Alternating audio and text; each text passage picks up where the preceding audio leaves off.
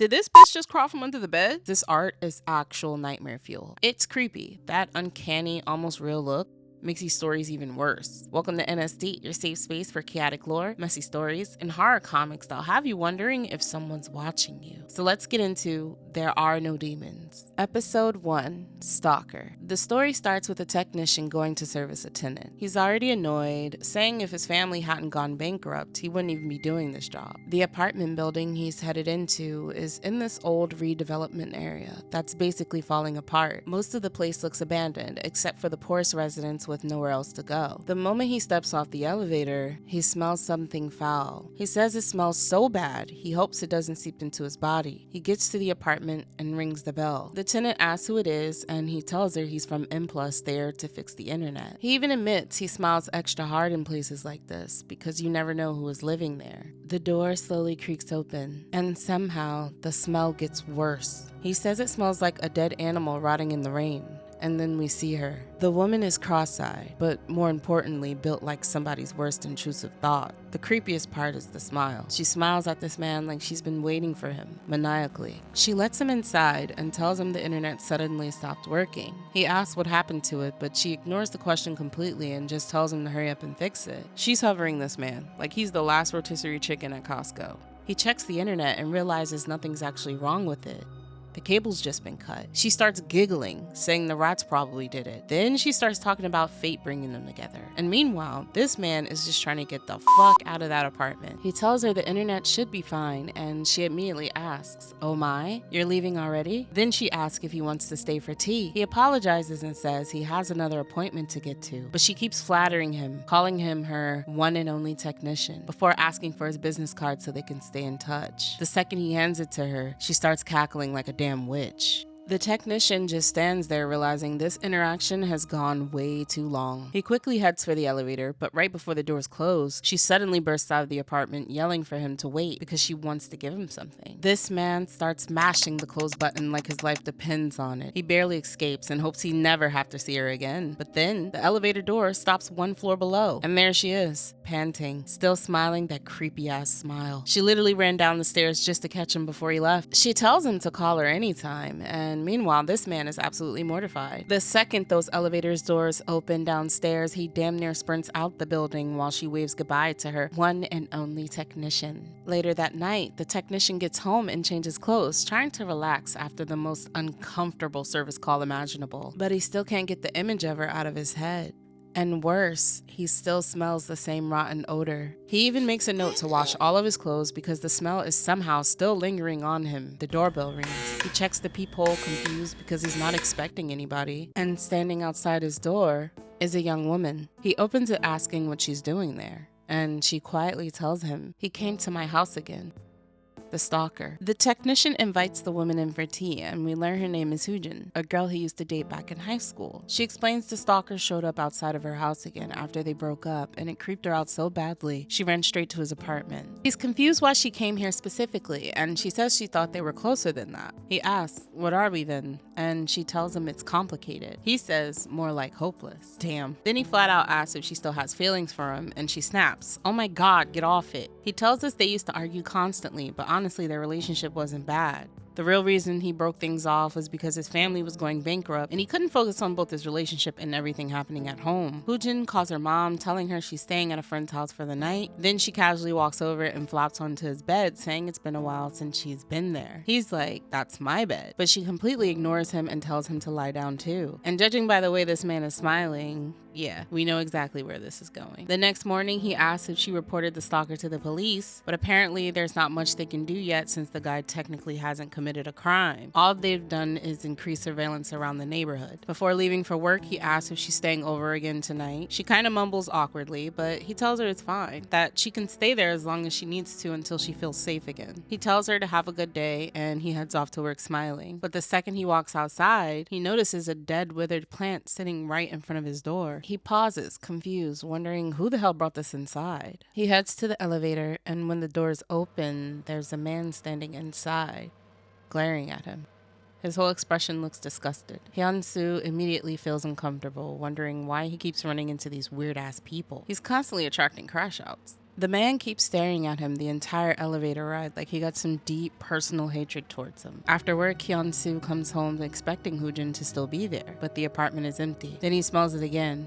That same rancid odor. At first he wonders if he's imagining it, but deep down he knows he's not. He goes to take a shower and suddenly we see the stalker standing behind him smiling crookedly. Hyun-soo turns around. Nobody's there. But he knows he felt somebody watching him. Then he notices long, clumped up strands of hair stuck in the drain. And honestly, ew. He wonders if Hyujin showered before leaving, but the hair is way too long to be hers. Then suddenly the doorbell rings. It's Hyujin carrying beer and snacks for the two of them. The two spend the night drinking, eating, and talking together when eventually Hyujin drunkenly admits she never really got over him. At this point, she's very tipsy, and Hyun-soo tells her she should probably go to sleep.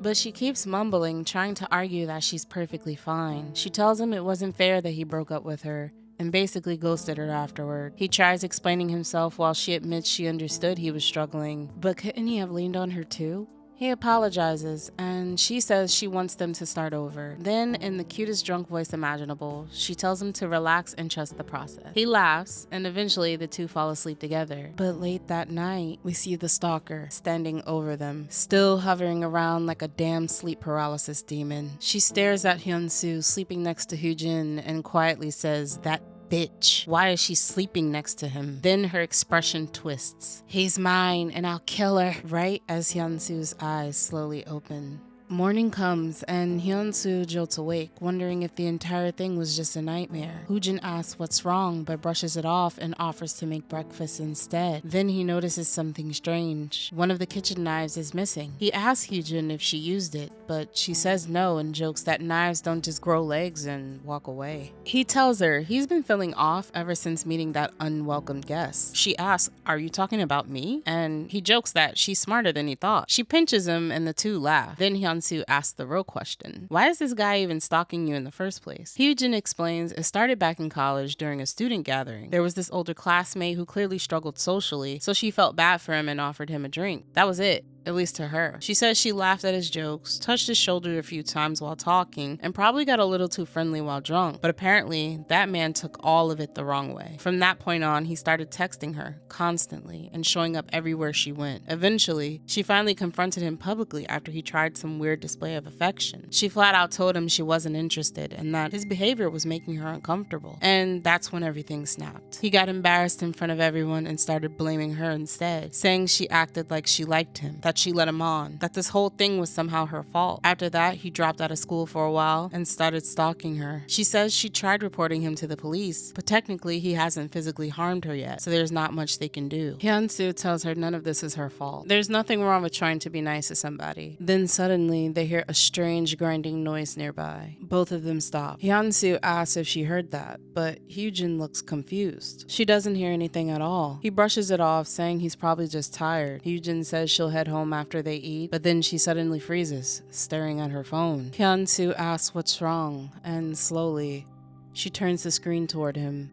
It's a message from the stalker, calling her a slut, demanding to know why she went to another man's house. Then finally, be prepared. They file a police report, but the police tell them the stalker hasn't even been home in days, meaning this entire time, he's been watching them, which is disgusting to think about. Hyun-soo asks if Hyujin will be okay and offers to stay with her, but she says she has to go home eventually. Her parents are already worried sick, and she knows he has to work all day. Hyun-soo admits he doesn't know what they're supposed to do about the stalker, but Hyujin tries brushing it off, saying a freak like that isn't gonna ruin her life. Before leaving, he tells her to call him if anything happened. The two flirt a little one last time before parting ways. Then we see the stalker sitting alone outside drinking, completely spiraling. He keeps ranting about Hyujin flirting with another man right in front of him, saying she's disrespecting him, humiliating him. Bro is genuinely crashing out. He starts drunkenly ranting that he's gonna kill both of them. After work, Hyun-soo heads back home and notices the dead plant outside his apartment is suddenly gone. The second he steps inside, he smells it again. That same disgusting, rotten smell. And now it's even worse. His phone rings suddenly, scaring the hell out of him.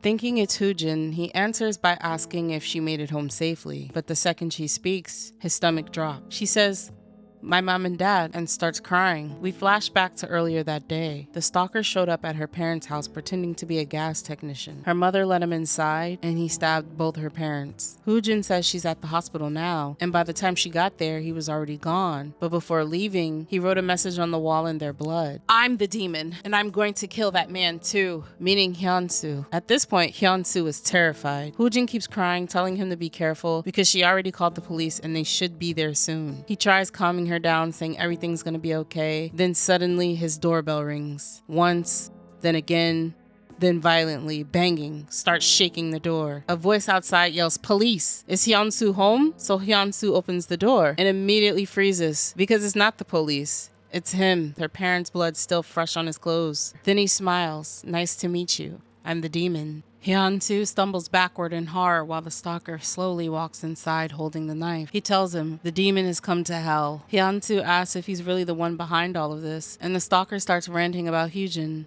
wondering why she acted cold towards him, blaming Hyunsu for ruining everything. Hyunsu tells him this won't solve anything.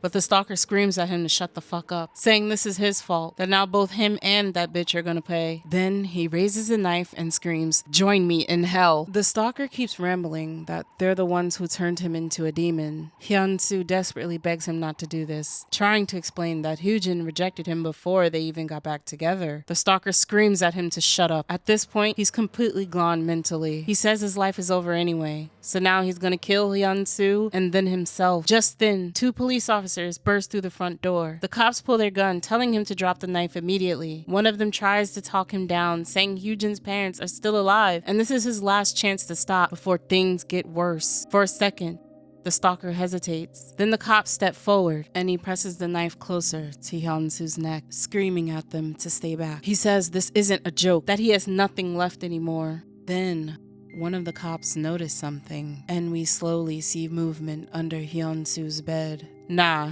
hell no, because crawling out from under the bed is Hyunsu's stalker, knife in hand, smiling. The male stalker keeps ranting that if anyone kills Hyunsu, Hyujin will never forget him. And right as he says that, Hyunsu's stalker stabs him straight in the arm. The man collapses screaming while she just stands there grinning wildly. Then she says, "What do you think you're doing to my one and only technician?" The stalker starts begging her not to hurt him, but she keeps stabbing him over and over, smiling the entire time. The cops are completely frozen in shock. And honestly, me too. Blood is everywhere while she keeps laughing like someone just told the funniest joke. Then she turns towards Hyunsu, smiling proudly. "My one and only technician, I saved you." Then she casually admits she was planning to kill Hyujin herself so she could have him all to herself. The police scream at her to drop the knife while she just keeps rambling about how strong her love is. Eventually, they arrest her and take her away while Hyunsu sits there traumatized. The police later discover she hid a camera inside the dead plant outside of his apartment to spy on him. And after learning he got back together with Hyujin, she hid underneath his bed for 2 days, waiting for the perfect moment to kill her. That's why the smell never went away. As the police drag her away, she keeps smiling at Hyunsu, saying, "We'll meet again, my one and only technician. We're meant to be together." Then we finally cut to the news later that night. The female stalker escaped police custody during transport after secretly hiding another knife on her body. The driver is injured, and the police have no idea where she is. And I bet you she's probably headed straight back to Hyunsu. The fact that she was under that man's bed for 2 whole days might be the scariest part of this whole story. No ghosts, no demons, no monsters, just deeply disturbed people with 0 boundaries. I'm going to be covering a couple more stories from There Are No Demons, and we're dangerously close to 500, if not 500 by the time I post this video, which is honestly wild. I really would love to get this channel monetized so that I can push out more content. So thank you guys for supporting my little cursed horror corner of the internet. But yeah, hide your kids, hide your wife, check under your bed, and I'll see you in the next one.